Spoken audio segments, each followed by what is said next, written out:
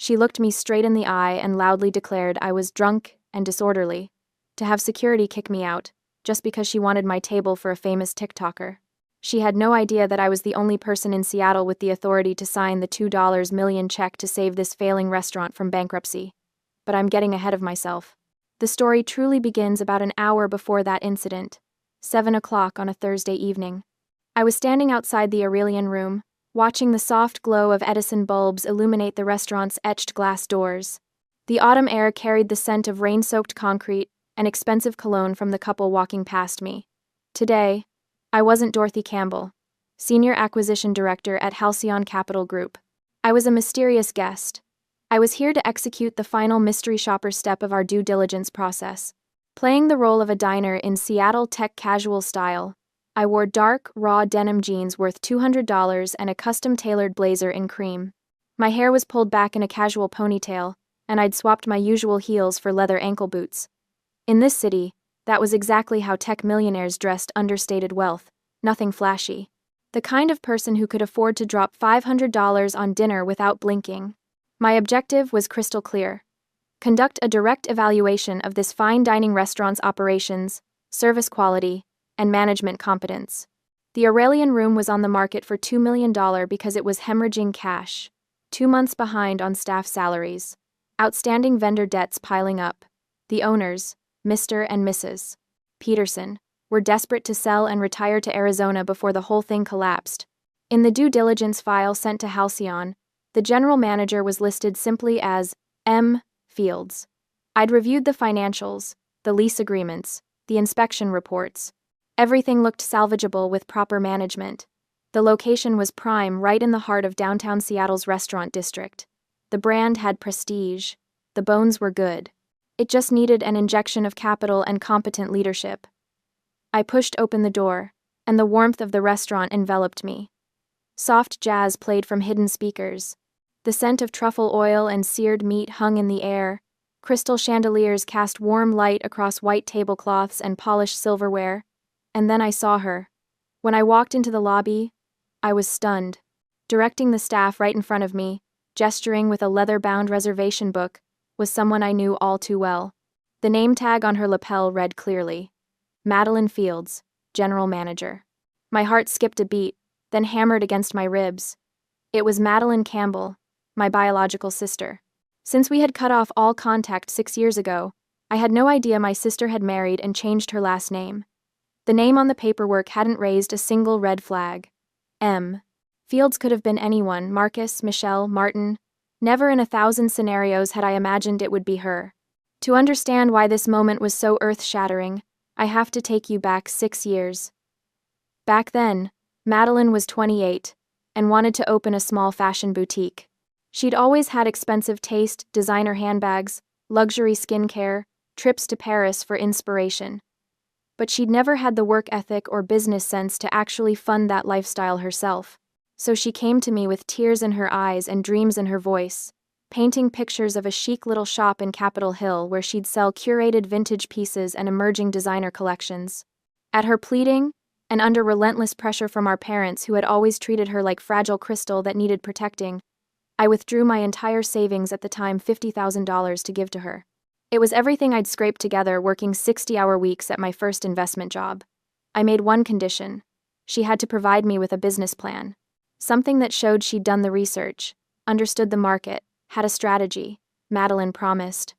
She swore on our grandmother's memory that she would make me proud, that this was her chance to finally prove herself. But Madeline took the money and blew it all on a 3-week luxury trip to the Amalfi Coast with her boyfriend and personal shopping sprees in Milan and Paris. When I saw the photos on her social media: champagne on a yacht, designer shopping bags piled high, 5-star hotels, my stomach turned. She'd been lying to me the whole time, claiming the withdrawals were market research costs and vendor deposits. When I found out the truth and demanded an explanation, Madeline made a huge scene. She showed up at our parents' house crying hysterically, telling them that I was stingy, controlling, and didn't care about my suffering sister. She claimed I'd given her the money as a gift and was now cruelly demanding it back, because I was jealous of her happiness. She said I couldn't stand to see her succeed or be loved. My parents, who had always favored Madeline, their beautiful, charming youngest daughter who could do no wrong, scolded me for being selfish. They said I was tearing the family apart over money. They told me I was the older sister, I should be more understanding, more generous, more forgiving. In that moment, standing in my childhood living room, while my mother looked at me with disappointment, and my father shook his head in disgust, I realized I was just an ATM in my family's eyes. A resource to be exploited, a convenient source of funding with no expectation of respect, accountability, or even basic honesty in return. I declared the $50,000 a loss, called it a breakup fee for ending my relationship with all of them, and I cut off contact to protect myself from being used again. Best decision I ever made. Within 2 years, I'd been promoted twice. Within 4 years, I'd made senior acquisition director. I'd rebuilt my savings, invested wisely, and created a life where I was valued for my competence, not my wallet. Back in the present, I stood frozen in the restaurant lobby, looking at my sister in her manager's suit, charcoal gray, well-fitted, probably expensive. She looked older, harder. Her hair was cut in a sleek bob, and she wore the kind of makeup that took 30 minutes to apply but was supposed to look effortless. Madeline's face showed a flicker of surprise when she recognized me. Her eyes widened for just a second before her expression shifted into something cold and dismissive. She sneered, her gaze scanning me from head to toe, lingering on my jeans with obvious disdain. In her eyes, regardless of my style, I was still the failed, stingy older sister who could never be successful or wealthy. The boring one, the one who chose spreadsheets over socializing. The one who would never understand what it meant to truly live. She had no idea that I was here representing a firm with $300 million in assets under management. Instead of greeting me, she signaled sharply for another staff member to serve me, then turned on her heel and walked away without a word. Her heels clicked authoritatively against the marble floor as she disappeared toward the kitchen. I suppressed my anger, my hands clenching briefly at my sides before I forced them to relax. I took a slow breath through my nose, centering myself. I reminded myself, today, I have a job to do. Stay professional, stay focused. This changes nothing about the evaluation. But I'd be lying if I said my heart wasn't racing. In stark contrast to Madeline's attitude, a waitress named Daisy approached me with genuine warmth and professionalism. She was young, maybe early 20s, with kind eyes and a nervous energy that suggested she hadn't been working here very long. "Good evening. Welcome to the Aurelian Room," Daisy said, her smile reaching her eyes. "Do you have a reservation with us tonight?" "Yes, under Collins," I replied, giving the alias my assistant had used when booking the table a week prior. Daisy checked the reservation book, running her finger down the list. "Ah yes, Miss Collins.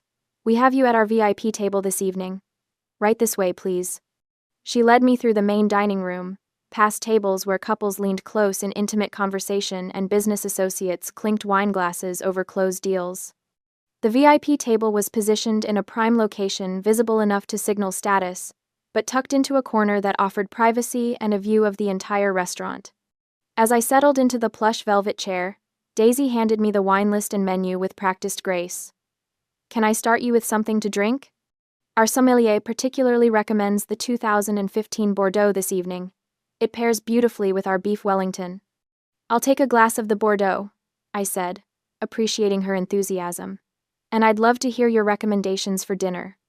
Daisy's face lit up. She walked me through the menu with genuine knowledge, not just reciting descriptions but offering personal insights. "The duck confit is incredible. It's been on the menu since the restaurant opened 15 years ago. But if you're feeling adventurous, the chef has a special tonight that's not listed. Pan-seared scallops with a saffron beurre blanc." I tried a taste during family meal, and it was stunning. I ordered both as courses, along with a starter of roasted beet salad. As Daisy walked away to place my order, I began my real work. Sitting at the VIP table, I pulled out my phone and opened the evaluation checklist I'd prepared. To anyone watching, I looked like another diner scrolling through messages. In reality, I was documenting everything. Ambiance, excellent. Lighting warm and flattering. Music at appropriate volume. Temperature comfortable. Decor sophisticated without being pretentious. Service, variable. Daisy was outstanding, attentive without hovering, knowledgeable, personable, but I'd already witnessed problematic behavior from management. Location: prime real estate. Great foot traffic, visible from the street. Easy access to parking garages and public transit. Brand: strong. The Aurelian Room had reputation and history. It had been featured in Seattle Magazine 3 years ago as one of the city's top 10 fine dining experiences. But the cash flow was dying. The Petersons had made that clear in their disclosure documents. They'd taken out loans to cover operating costs. They'd deferred maintenance. They'd cut corners on ingredients. And now, sitting here, I understood part of the reason why. The manager here was unprofessional. I watched Madeline across the restaurant. She was hovering near the entrance, checking her phone repeatedly, her body language suggesting she was waiting for someone very important. Every few minutes, she'd adjust the flower arrangement on the host stand or straighten already straight menus. She snapped at a busboy who walked past with a tray, though I couldn't hear what she said. His shoulders hunched defensively.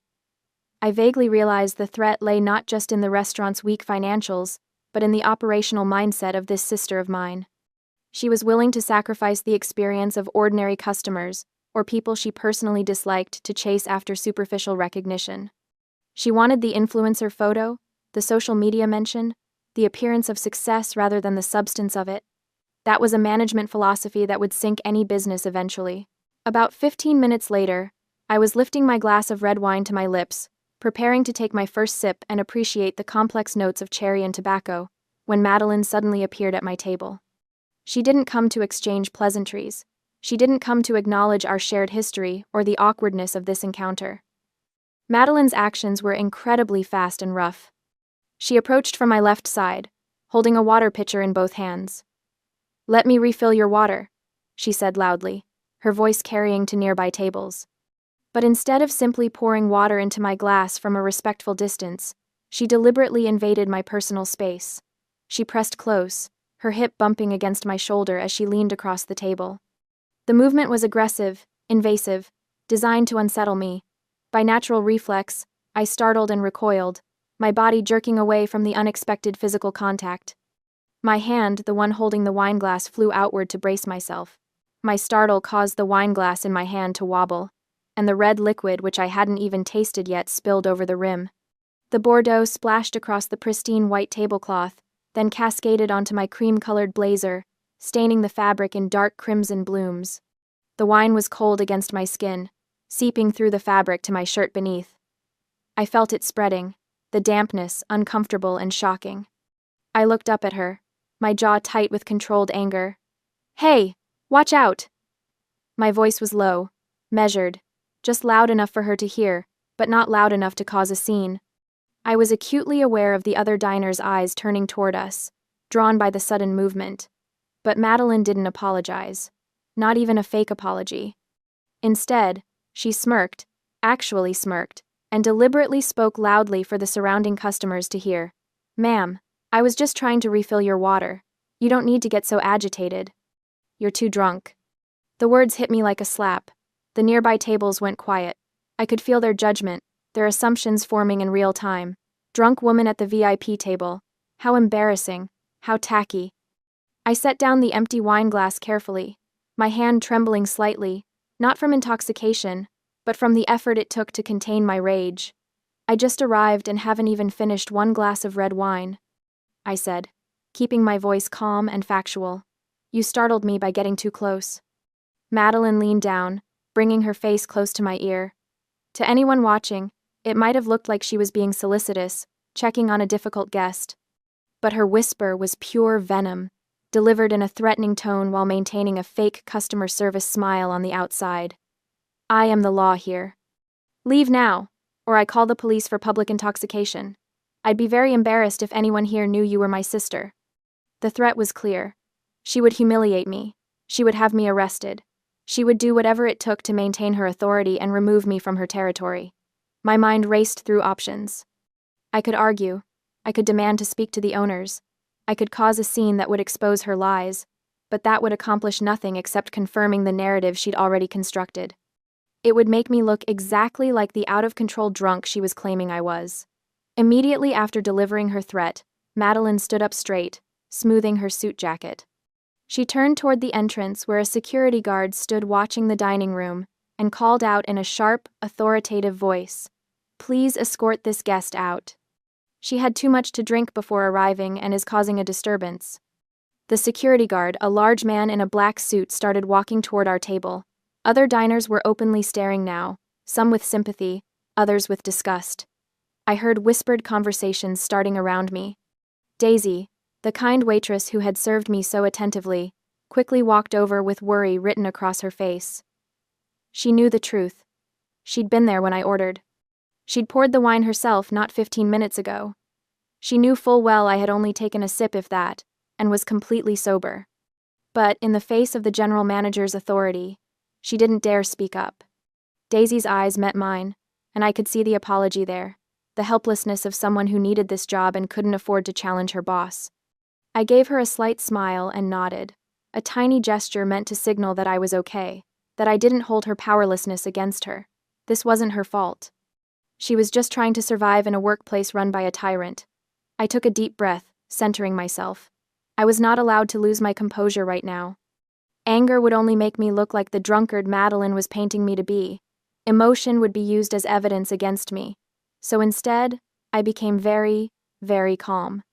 The kind of calm that comes from having a plan. The kind of calm that comes from knowing exactly how this story was going to end, even if my opponent didn't. I looked at my sister, really looked at her, and felt something inside me go completely cold. Not hot anger, not hurt, just a detached, crystalline clarity. This wasn't about our past. This wasn't about the $50,000 or the family that had chosen her over me. This was about who we'd become in the 6 years since I'd walked away. I'd become someone who built things. Someone who created value. Someone who was trusted with million-dollar decisions because I'd proven myself competent and ethical. She'd become someone who would lie to customers, abuse her authority, and prioritize appearances over integrity. I used a napkin to dab at the wine staining my blazer, knowing it was futile. The damage was done. The cream fabric was ruined. I'd need to have it professionally cleaned, and even then, the stain might never fully come out. I picked up my handbag from where it rested against my chair leg. To everyone watching, I was a defeated guest, humiliated, and ready to slink away. The security guard had reached our table now, standing close enough to escort me out if needed. Madeline stood with her arms crossed, satisfaction radiating from her posture. She thought she had won. She thought she had kicked her poor sister out of her territory, had put me in my place, had proven once and for all who had the power here. But before leaving, I needed to confirm the ultimate motive. I needed to hear it from her lips, needed to understand the full scope of what she'd just done. Because if I was going to end her career, and I was absolutely going to end her career, I needed to know it was justified beyond any shadow of doubt. I leaned in close to my sister, close enough that my words wouldn't carry to the watching tables, and asked quietly, "Do you really hate me that much? Why didn't you just refuse me at the door?" For a moment, something flickered across Madeline's face, maybe surprise that I wasn't crying or arguing. But then, her expression hardened into pure triumph. She sneered, and the words came without hesitation, without any attempt to soften them. "The state's most famous food influencer is here. She didn't book a table, but it's my job to provide her with the most exclusive VIP table. In return, she'll post a story praising the restaurant for me. So there you have it, sister. I need a sister who brings me benefits, not a petty one like you. Oh, and by the way, you don't deserve to sit at a VIP table." There it was, the complete picture.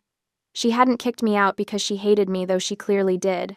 She'd kicked me out because I was in the way of what she wanted. A social media post.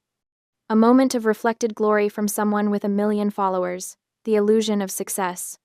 She'd lied about a guest being intoxicated, had risked potential legal consequences for the restaurant, had created a hostile environment for her staff, and had destroyed any semblance of professional integrity, all for an Instagram story.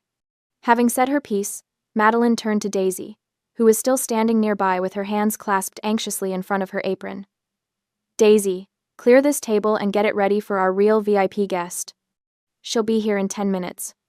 Daisy nodded to show she understood, though her eyes still looked at me with guilt and sympathy. "Yes, Miss Fields." I stood, shouldering my bag. The security guard stepped aside to let me pass, though he stayed close, ready to intervene if I caused any trouble. I walked to the host stand at the entrance, where a young man was processing credit cards. "I'd like to pay for my wine," I said calmly. He looked confused. The manager said. "I ordered a glass of wine and I'd like to pay for it. Please." He processed the payment. $42 for a single glass of Bordeaux that I'd barely tasted, plus automatic gratuity. I paid with my personal card, not the Halcyon corporate card that would have raised questions, and took the receipt, folding it carefully and tucking it into my wallet. Then I walked out of the Aurelian room into the cool Seattle night. The rain had started while I was inside, typical autumn drizzle that made the streetlights reflect off the pavement in shimmering pools. I walked 2 blocks to where I'd parked my car, a modest but reliable sedan that didn't advertise wealth. I sat in the driver's seat with the engine off, the sound of rain pattering against the windshield the only noise. My hands were steady as I pulled out my laptop from the back seat and powered it on.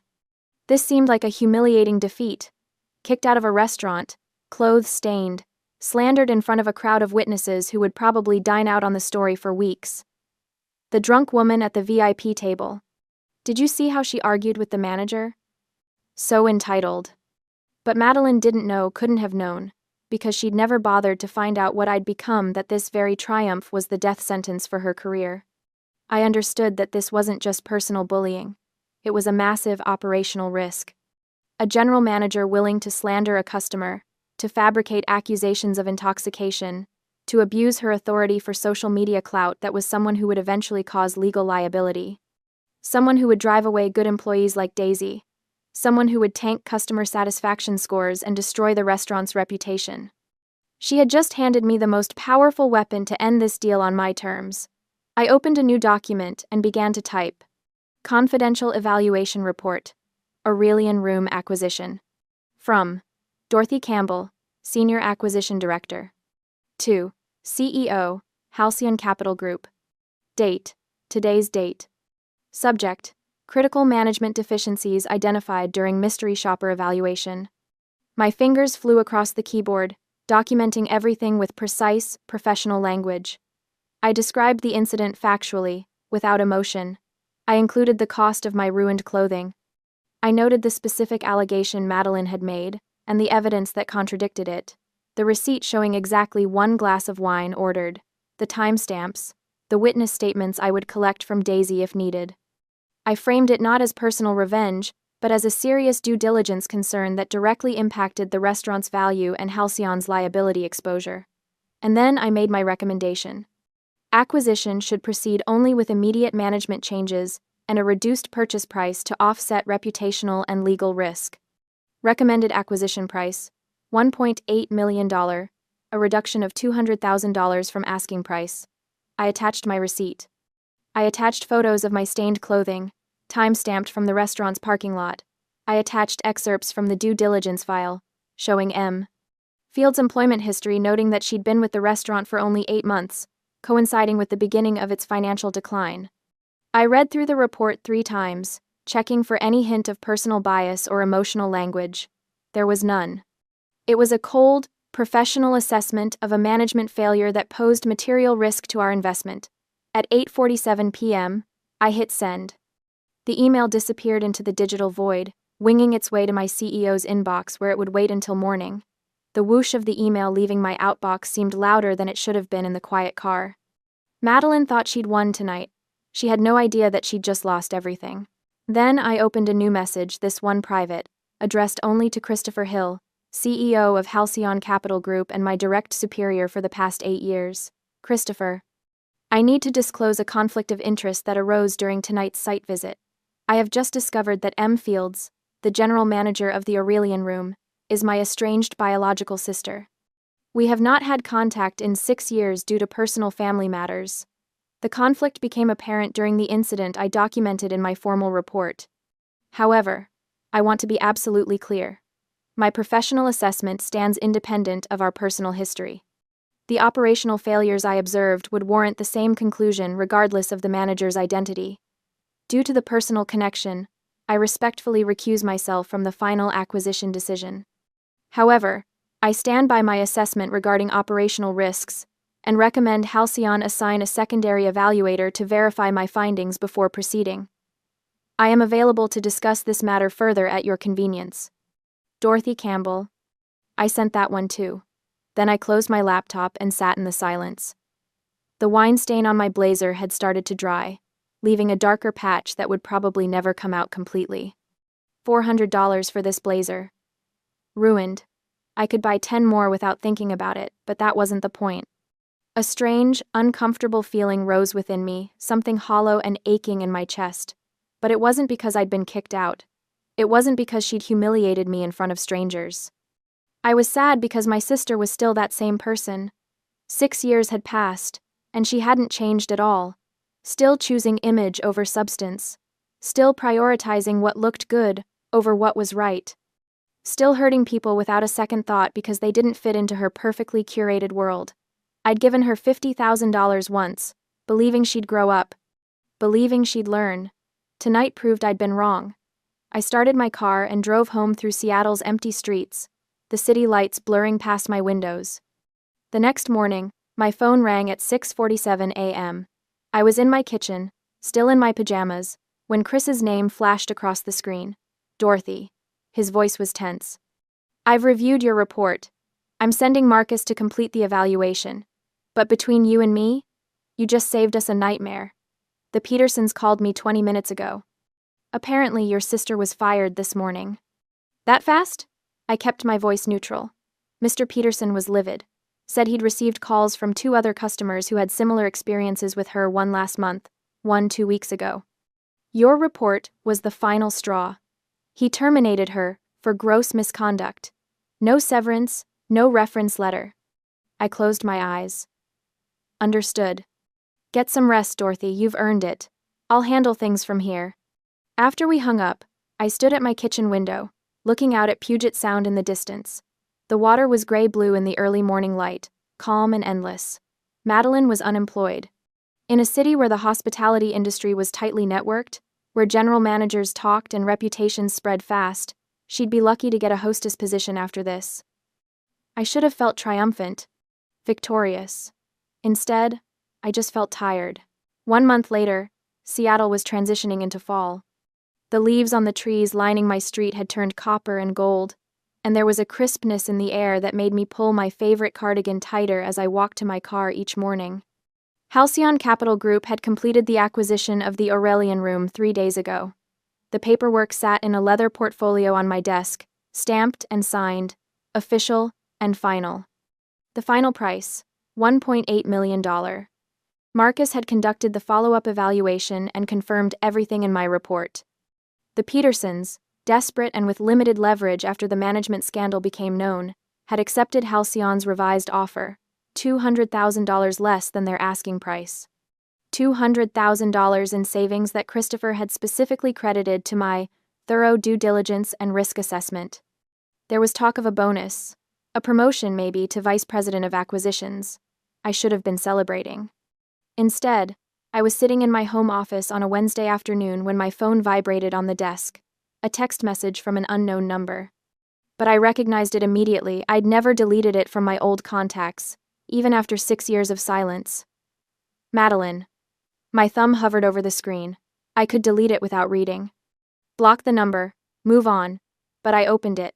The first message appeared. You venomous snake. You knew what that report would do. Another one came through. I lost everything because of you. My job, my reputation, my career. All because you couldn't let go of the past. Then another. You're pathetic. Coming to my restaurant in your cheap jeans, playing dress-up like you're some kind of mystery shopper. You orchestrated this whole thing just to ruin my life. And finally, I hope you're proud of yourself, Dorothy. You've always been jealous of me.